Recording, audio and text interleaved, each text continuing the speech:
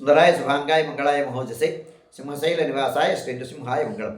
శ్రీ శ్రీ శ్రీ వరాహలక్ష్మీ నృసింహస్వామి వారి సన్నిధానంలో శ్రీ విశ్వావసనామ సంవత్సరం దక్షిణాయనం హేమంత ఋతువు మార్గశీర్ష మాసం మార్గశిర శుద్ధ ద్వాదశి మంగళవారం అశ్విని నక్షత్రం డిసెంబర్ 2వ తారీఖు. యథావిధిగా 4 గంటల నుంచి 4:30 గంటల వరకు సుప్రభాత సేవ. సుప్రభాత సేవలో భాగస్వాములు కాగోరు వారు దానికి తగిన రుసుము చెల్లించి సంప్రదాయ వస్త్రధారణతో పరిమిత సంఖ్యలో భాగస్వాములు కావచ్చు. 4:30 గంటల నుంచి 6:30 గంటల వరకు ప్రాతరారాధనం. ప్రాతరారాధనలో భాగస్వాములు కాగోరు వారు దానికి తగిన రుసుము చెల్లించి సంప్రదాయ వస్త్రధారణతో పరిమిత సంఖ్యలో భాగస్వాములు కావచ్చు.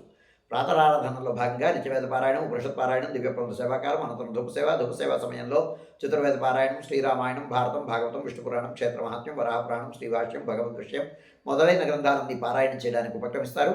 అనంతరం బాలభోగ నివేదనం అయిన తర్వాత నిత్యహోమం, బలిహరణం అయిన తర్వాత మంగళాశాస్త్రం, చేతమరగోష్ఠి, తీర్థ వినియోగం అయిన తర్వాత చుట్టు సన్నిధుల్లో మంగళాశాస్త్రం పూర్తి చేసుకున్న తర్వాత సుమారు 6:30 గంటల నుంచి సర్వదర్శనం ఆరంభమవుతుంది. ఈ సర్వదర్శనం ఆరంభానికి ముందు గోవిందరాజస్వామి ఉభయ దేవేరులతో కూడి ఆళ్వార్లతో సహా ఆస్థాన మండపంలోకి వేయించేస్తారు. ఆస్థాన మండపంలోకి వేయించేపు చేసిన తర్వాత విశేష ఆరాధన అయిన తర్వాత అధ్యాపక స్వామికి శ్రీచరారి సమర్పణం అయిన తర్వాత నాలాయిర దివ్య ప్రబంధం తొడంగం జరుగుతుంది. పారాయణ సేవాకాలం ప్రారంభిస్తారు. ఇది సుమారుగా 11 గంటల వరకు జరుగుతుంది. సర్వదర్శనం 11 గంటల వరకు కొనసాగుతుంది. 11:30 గంటల వరకు కొనసాగుతుంది. తిరునక్షత్ర ప్రయుక్తంగా ఆర్జిత సేవలైనటువంటి మన స్వర్ణ పుష్పార్చనం, స్వర్ణ తులసీధరార్చనం, సహస్రనామార్చనం, ఆర్జితగరుడ సేవ, నిత్య కళ్యాణం, గోవిందరాజస్వామితో సంబంధం ఉండేటువంటి సేవలన్నీ రద్దు చేయబడుతున్నాయి.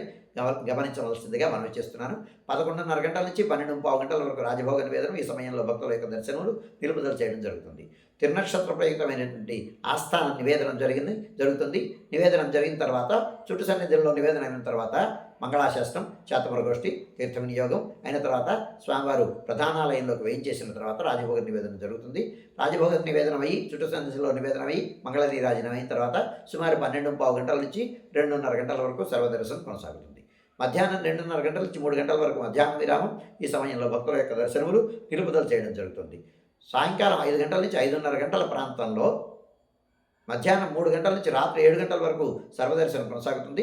సాయంకాలం 5 గంటల నుంచి 5:30 గంటల ప్రాంతంలో ప్రధానాలయంలో సహస్రనామార్చన జరుగుతుంది.